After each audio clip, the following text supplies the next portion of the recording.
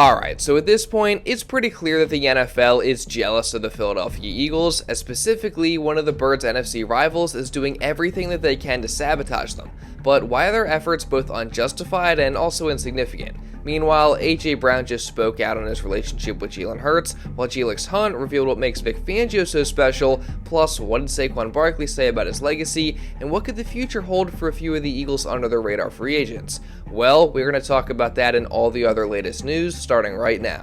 What's up, guys? Welcome to the Philly Fan 21 channel. If you're new, I'm Evan, and I cover all things Philadelphia Eagles. And the Birds are already back at work, as fresh off the heels of a Super Bowl championship being the team's second in franchise history and also the first of the Jalen Hurts and Nick Sirianni era, the Eagles are already getting back in the lab in preparation for what they surely hope is another great season, and one that ends in similar fashion to how this past one did. And specifically, I'm talking about quarterback Jalen Hurts, as QB1's brother posted this video of him showing off his footwork and throwing on social media.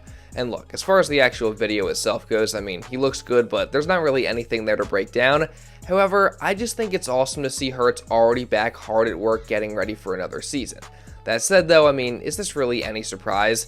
I mean, I'm sure a ton of these guys are already back in the lab, but in regards to Jalen Hurts specifically, we know how obsessed he is with the process of getting better, working on his craft, and ultimately winning football games and winning championships. I mean, he's one of those guys that has it. He has that Michael Jordan, Kobe Bryant type of mentality, and at the end of the day, he's going to do whatever it takes to get better and to win. So to see him out on the field working hard just weeks after winning the Super Bowl and Super Bowl MVP should not be a shock to anybody. And personally, I'm just so thankful that he's our quarterback, and I cannot wait to see what he accomplishes and how much better he gets in the years to come. That said, despite what some of these media or internet trolls may want to tell you, Jalen Hurts is already one of the best quarterbacks in the game, and he's proven that time and time again. And look no further than his Super Bowl 59 performance, which of course won him MVP for that game, as not only do his basic box score statistics of 221 passing yards and 2 touchdowns on 77 completion percentage, along with 72 rushing yards and a touchdown look very good,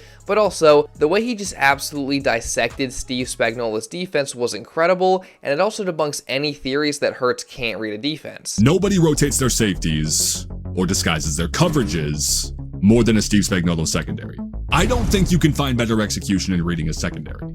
Philly breaks the huddle, and Jalen Hurts instantly identifies a too-high shell. He then goes to signal for Devontae Smith to swing the field, creating a 2x2 split out of the gun, and he's had his eyes locked on safety Jaden Hicks ever since they got up to the line. Now that simple action of motion with Devontae Smith, he recognized that it caused Hicks to tail, which ultimately, in most situations, tips the actual coverage. If he sinks to the deep third level of the field, you know he's bluffing. If he crashes to the underneath with Devontae on the boundary, that's the best tight window receiver in football with no safety help. 3rd and 7. They rush 4. Hurts going for AJ Brown. Back shoulder. Shout out to Football Digest for the breakdowns there, but after watching that, I mean, there's just no way that you can't tell me that you don't have a new appreciation for Jalen Hurts and what he does out on the field and how important he is to the Eagles' offensive success. I mean, again, all these internet trolls will tell you that all these other quarterbacks could easily do what Jalen Hurts did if they had his roster, but when you see things like this, you can clearly see that that's just simply not the case, because the way Jalen Hurts has been able to read and pick apart Spags' defense twice now on the biggest stage is nothing short of special, and we really haven't seen any of these other quarterbacks that people always want to put over Hurts be able to do that. And again, to the people that say Jalen Hurts can't read a defense, just look no further than these videos as proof that that is not true. So, I mean, once again, can we just put some respect on Jalen Hurts' name, because it is so blatantly obvious at this point that he is easily one of the best quarterbacks that the NFL has to offer. And the same can obviously be said about Saquon Barkley, and on the contrary, Barkley is grateful too, to the point where he's now made it clear that he wants to spend the rest of his career in Philly, and he also wants to be remembered for his time with the Eagles rather than with the Giants.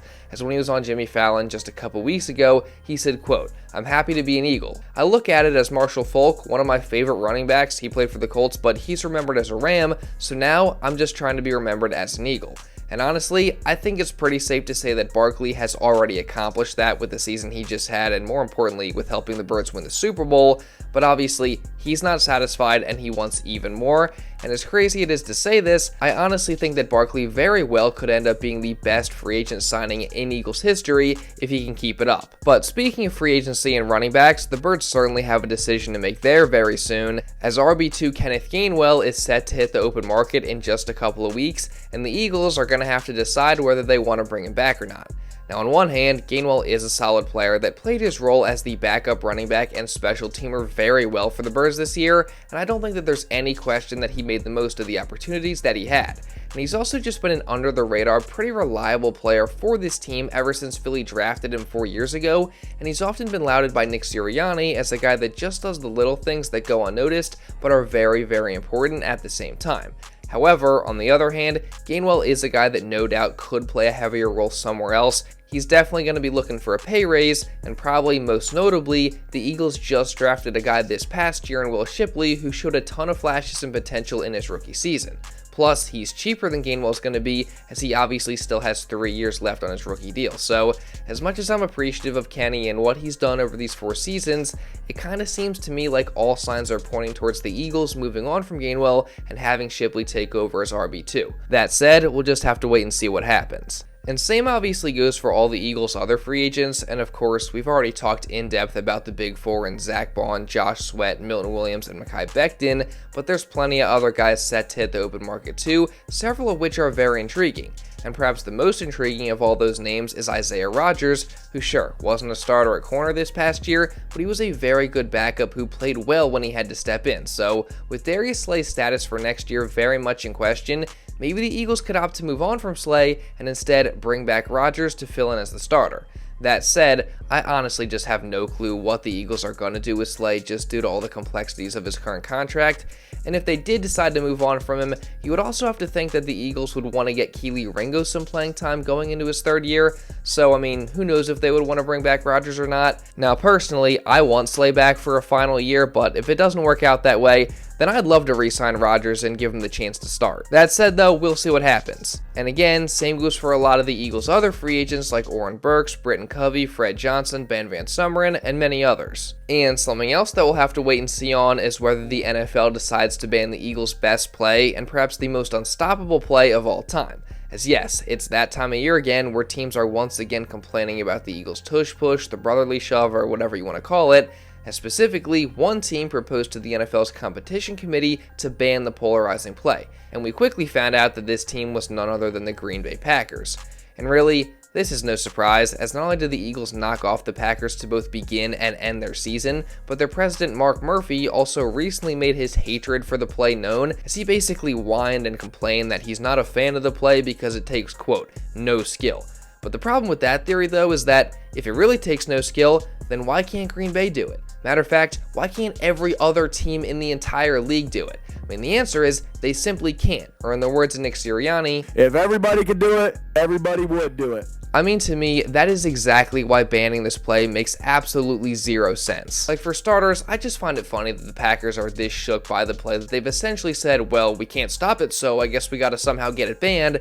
And I mean, it'd be one thing if every team in the league was abusing it and there was just absolutely no way for defenses to stop it, but the reality is, other teams around the league have had problems running this play. I mean, they've tried. It's not like they haven't tried. Meanwhile, the Eagles are the only ones that have been able to perfect it. So, despite the fact that other teams may be jealous or upset or they want to cry that the play is unfair and whatever, the Eagles just simply shouldn't be punished for doing something better than everybody else. So, hopefully, the league recognizes that like they have in the past and the play remains. But that said, even if the play does get banned, if you think that that's going to slow the Eagles down, then you got another thing coming. Because in addition to the previously mentioned Jalen Hurts and Saquon Barkley, along with the many other dangerous aspects of this football team, you also got the leader of the best defense in football in DC Vic Fangio, who's going to remain in Philly for the long haul.